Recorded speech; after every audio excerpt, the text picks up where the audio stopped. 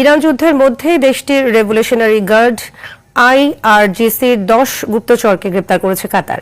বুধবার ইসরায়েলের হামলায় লেবাননের বৈরুত ও বালবেক শহরে কমপক্ষে 10 জন নিহত এবং অন্তত 14 জন আহত হয়েছে।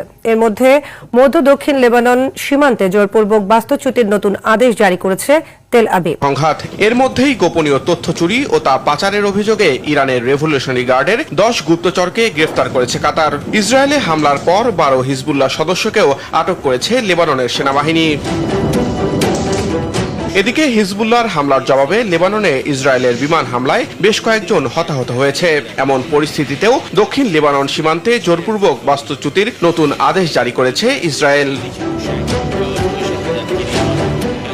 অন্যদিকে সৌদি আরবে মার্কিন দূতাবাসে হামলার পর যুক্তরাষ্ট্রের কেন্দ্রীয় গোয়েন্দা সংস্থা CIA এর স্টেশনেও হামলার খবর পাওয়া গেছে।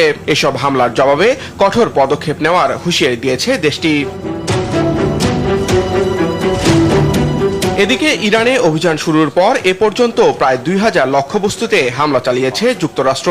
হামলায় একটি সাবমেরিন সহ 17টি রণতরী ধ্বংসের দাবিও করেছেন মার্কিন সেন্টকমের প্রধান অ্যাডমিরাল ব্র্যাড কুপার। যুদ্ধের সময় যত গড়াচ্ছে ইরানের পাল্টা আঘাত হানার সক্ষমতা কমছে বলেও দাবি করেন তিনি। তবে তেহরান দাবি করছে তাদের রয়েছে দীর্ঘমেয়াদী যুদ্ধের প্রস্তুতি।